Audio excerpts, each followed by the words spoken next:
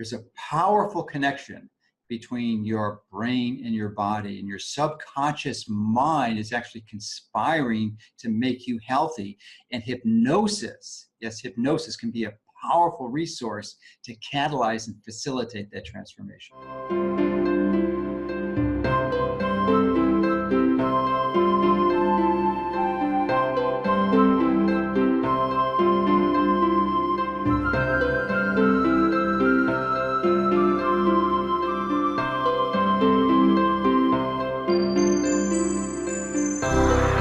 Subconscious is sort of the opposite of that. The subconscious is always looking for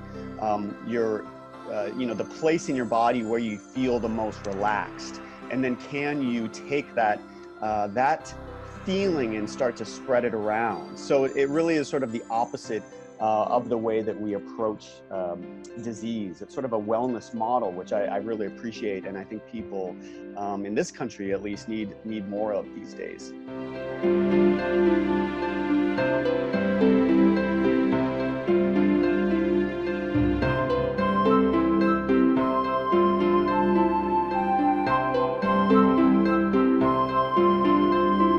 Have somebody with, let's say, trauma, who has an overactive emotional center of the brain, and their right side of the brain is overactive, so we can sort of unstick that.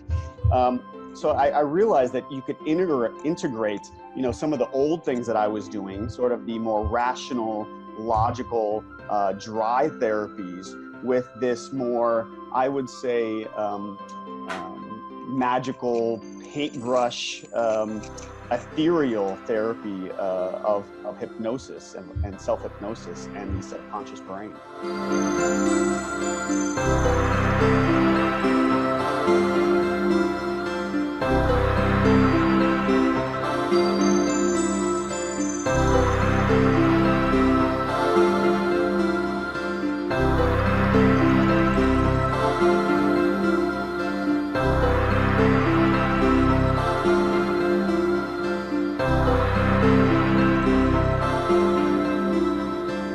I think when people hear that, it's really evidence-based, and we can now say, okay, some of these things that I'm having you do, and I'm having you visualize your immune system attacking those malignant cells. We know that actually works, and we could actually measure that has been proven in research, which I think is really exciting for people to know.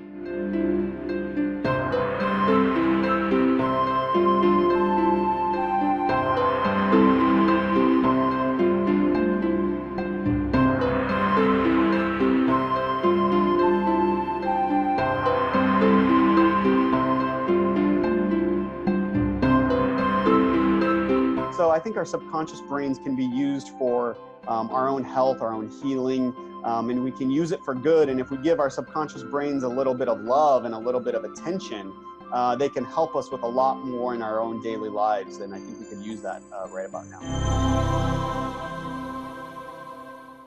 Until you make the unconscious conscious, it will direct your life and you will call it fate. Carl Jung. Flip this quote from Drive Jung around, and it suggests that once you become aware of the unconscious forces directing you, you will experience freedom and gain newfound control over your own life. This realization gives us extraordinary power. Based on what we know about the brain, mind, and consciousness, most of our decisions are made without conscious thought. That is, we are driven by low-level mental activity which happens automatically. This level of thinking is the product of the subconscious mind. Contrary to what most of us would like to believe, decision-making may be a process handled to a large extent by unconscious mental activity. A team of scientists has unraveled how the brain actually unconsciously prepares our decisions. Many processes in the brain occur automatically and without involvement of our consciousness. This prevents our mind from being overloaded by simple routine tasks. But when it comes to decisions, we tend to assume they are made by our conscious mind. This is questioned by our current findings. In other words, most of the time we are basically on autopilot. The fact that subliminal advertising can alter the buying habits of consumers is well established, and this is a widely used practice in the advertising industry. It is, perhaps, the most overt form of directly tampering with the subconscious minds of individuals. But there are a great deal of other things all around us which interfere with our subconscious programming on a daily basis. 1. Beauty programming. In 2017, Forbes magazine estimated that the beauty industry is worth nearly $500 billion a year in the U.S.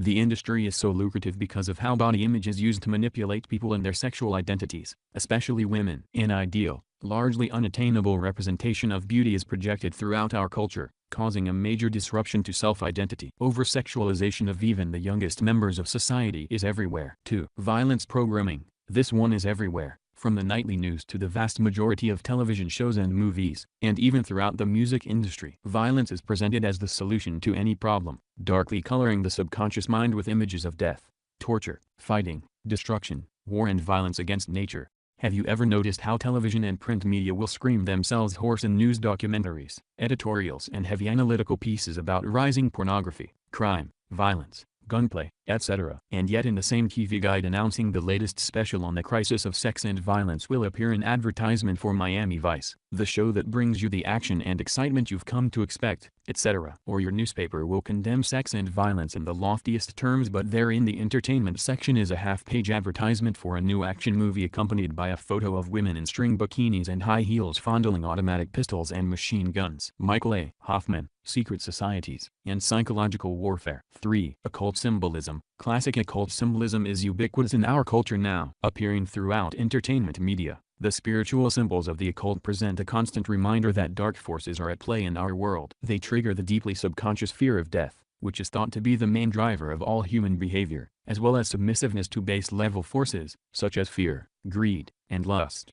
The themes are applied in so many productions that it utterly defies coincidence, which means there must be some greater unifying message or purpose to it all. Based on the type of symbols and when looked at in the historical context of esoteric religious movement, Egyptian theology, Babylonian mythology, Satan worship and so on, Hollywood and the movie industry is clearly working to serve a particular ideological movement.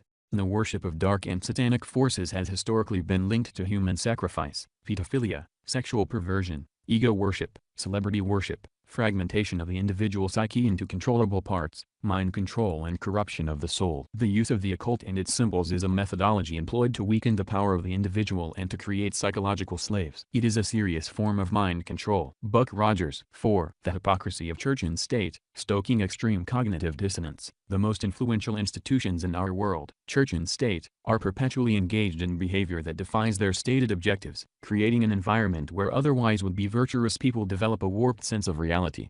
The Catholic Church is mired in evil child abuse scandals all the time, but they still put on the air of righteousness. The government is pretty much always engaging in scandal, murder, corruption and every other evil things, while, again, presenting itself as an organization that brings justice and equity to our world. 5. Victim consciousness. If you believe you are a victim, then you also believe that you have no control over your choices and fate. Church and state love for people to play the role of victim, because they know it leaves a power vacuum in one's life, causing them to look outwardly for direction, while giving up their power. Final thoughts. The subconscious mind doesn't speak the same language as the conscious mind. It works on the level of visualization. Many of the influences mentioned above operate as mental images within the minds of many in our culture. A form of daydreaming, a trance-like state. Waking up to this awareness is exceptionally liberating,